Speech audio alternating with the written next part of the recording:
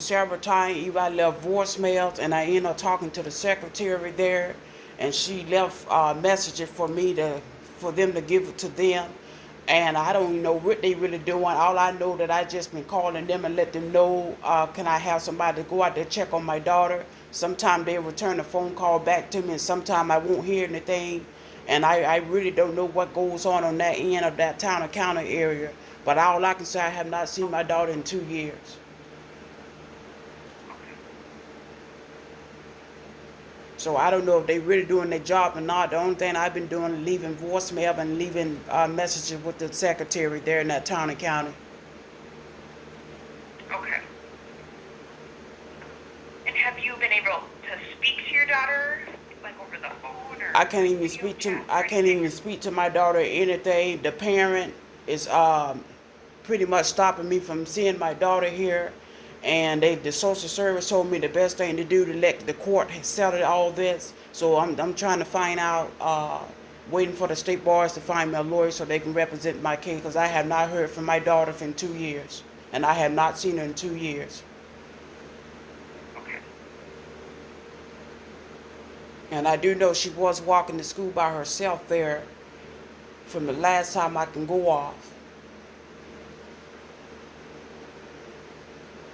And also drinking and drugs are going on in the home too as well.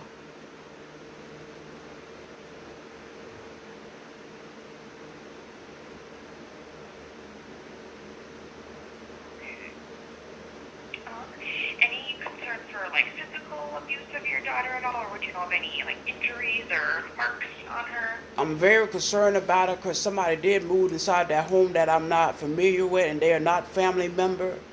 And I don't know if they bringing friends over there or anything. Or and I do know it's a sex offender in that area, and he stay right across that street. And I'm trying to make, I don't know if he coming over there on that property or not or anything. And I do know they're trying to down talk my daughter and tell her negative things and all that. And I'm trying to find out who coming in that house there and having access to come in that house, because I don't know if she's being abused or anything, or they might be putting stuff on her head to down talk her, to brainwash her. I don't know. But I do know that it's a sex offender live right across that street, and somebody moved inside that home that I'm not familiar with. And I don't know if the friends and stuff coming over there. I do know they drinking and drugs and all involved in that home there. Okay.